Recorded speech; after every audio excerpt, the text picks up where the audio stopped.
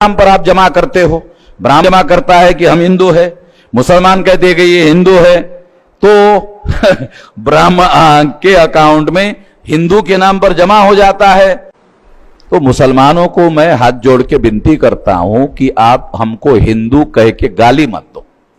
आपका क्या बिगाड़ा हम लोगों ने? आप लोग हमको ऐसा करता, ऐसा नहीं, ऐसा कहता, हमें हिंदू कहेगा गाली मत दो।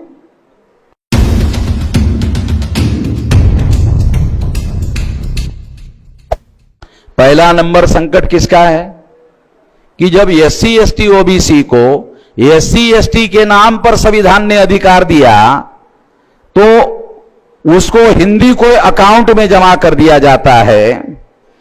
एससी को एससी के नाम पर अधिकार, एससी को एसटी के नाम पर अधिकार, ओबीसी को ओबीसी के नाम पर अधिकार।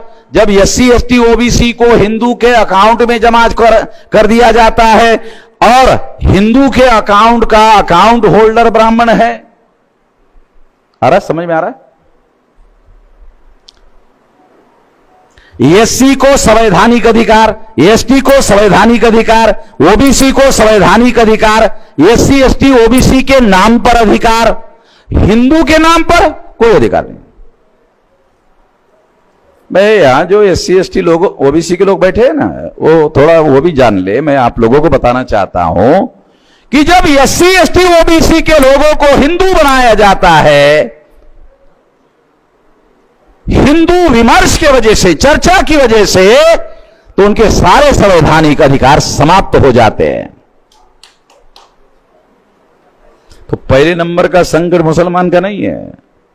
हिंदू मुसलमान के विमर्श से, हिंदू मुसलमान की चर्चा से एससी एसटी ओबीसी का अकाउंट 0 हो जाता है और 3.5% ब्राह्मण का अकाउंट में एससी एसटी ओबीसी के 74% लोग जमा हो जाते हैं और एससी एसटी ओबीसी का अकाउंट 0 हो जाता है।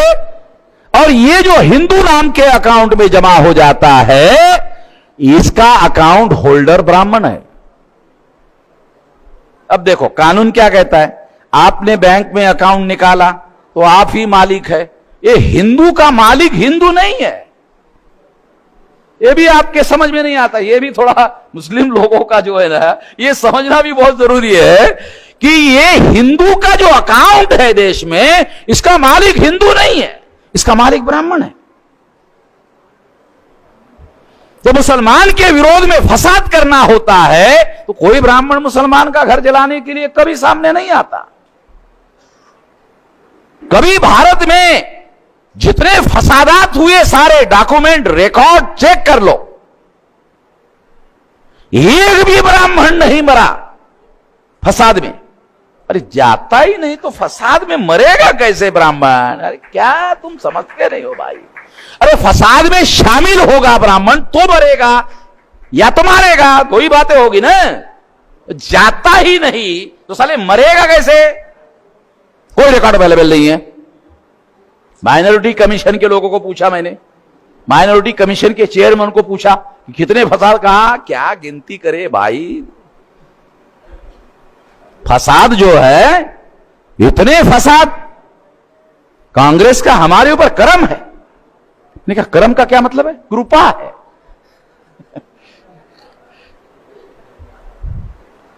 मुसलमानों को इनसिक्योर बना के रखना, असुरक्षित बना के रखना, ये वोट मुसलमानों का लेने का बढ़िया तरीका है, ऐसा कांग्रेस के लोग मानते।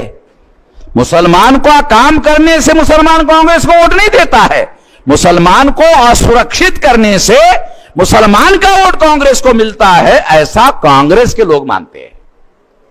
बड़ी साली अजीब किस्म की बात है, मगर ऐसा है।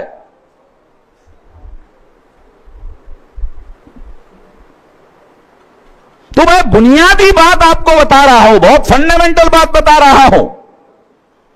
यह रहस्य का समाधान करने से समाधान होगा कि जो एससी एसटी ओबीसी के लोग हैं, उनको संविधान में एससी के नाम पर, एसटी के नाम पर, ओबीसी के नाम पर अधिकार है, जब वो हिंदू बन जाता है उसका अधिकार खत्म हो जाता है। वो एससी एसटी ओबीसी रहता ही नहीं है। तो मुसलमानों को मैं हाथ जोड़ के विनती करता हूं कि आप हमको हिंदू कह के गाली मत दो। आपका क्या बिगाड़ा हम लोगों ने? आप लोग हमको ऐसा करता, ऐसा नहीं, ऐसा कहता कि हमें हिंदू कहकर गाली मत दो। जब मैंने ऐसा कहा कई जगह, तो मुसलमानों में से कुछ लोगों ने कहा कि ब्राह्मण लोग तो आपको हिंदू कहते हैं। तो हमने कहा ब्राह्मणों को हम निपट लेंगे। निपटना समझते हो? देसी भाषा है, शुद्ध हिंदी की भाषा नहीं है। देसी गांव का आदमी हूं, देहाती आदमी हूं, देहाती भाषा का उपयोग कर रहा हूं। उनको हम निपट लेंगे। मुसलमानों को हम निपटना नहीं चाहते, लिपटना चाहते हैं।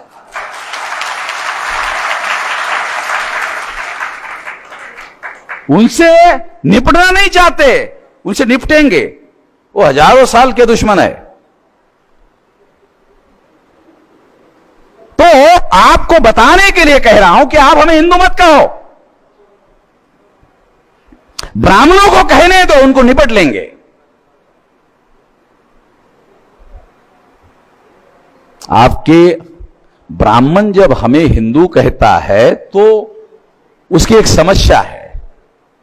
वो समस्या क्या है कि 3.5% वोट के आधार पर ब्राह्मणों के वो ग्राम पंचायत का पंच नहीं चुनवा सकता, सरपंच बनाने का सवाल नहीं है। इसलिए अल्पसंख्य ब्राह्मण चुनाव जीतने के लिए अपने आप को बहुसंख्य बनाना चाहता है। और बहुसंख्य बनाने का एक सिद्धांत है, थ्योरी है, वो है हिंदू मुसलमान।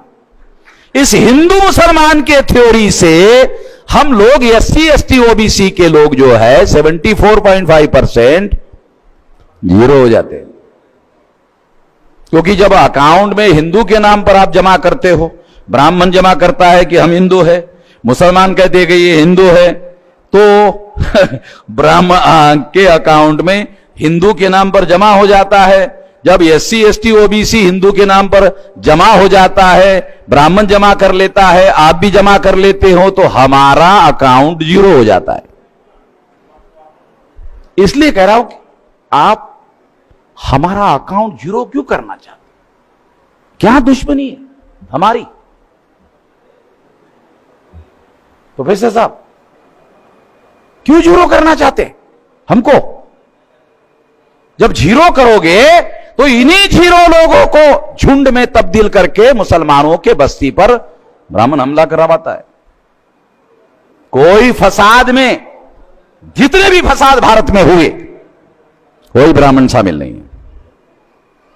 एससी एसटी ओबीसी के लोग मुसलमानों के विरोध में जो भी भारत में फसाद हुआ, मैं पहला आदमी भारत का जो राष्ट्रीय स्तर पर तस्लीम कर रहा हूं कि एससी एसटी ओबीसी के लोग फसाद में शामिल होते हैं, उनको शामिल करवाया जाता है, उनके द्वारा फसाद करवाया जाता है, उनके जहन में यह डाला जाता है कि मुसलमान तुम्हारी दुश्मन है।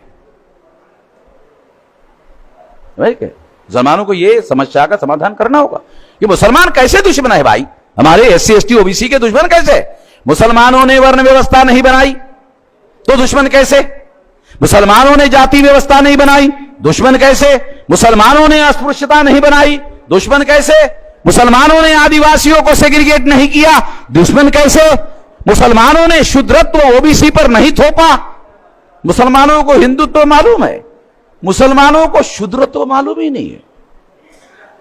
सुन लो, बहुत फंडामेंटल शब्द दे रहा हूं, नया शब्द। आप लोगों को हिंदुत्व शब्द मालूम है, शूद्रत्व मालूम ही नहीं है। शूद्रत्व शब्द को जानो, असली शब्द जो है वो शूद्रत्व है, जो 52% लोगों पर थोपा गया है। वो हिंदुत्व नहीं है, शूद्रत्व है, शूद्र बनाने वाला। और जब शूद्र बनाया जाता है तो अधिकार से वंचित कर दिया जाता है, तो इनको शूद्रत्व बनाया गया। जो घुमंतु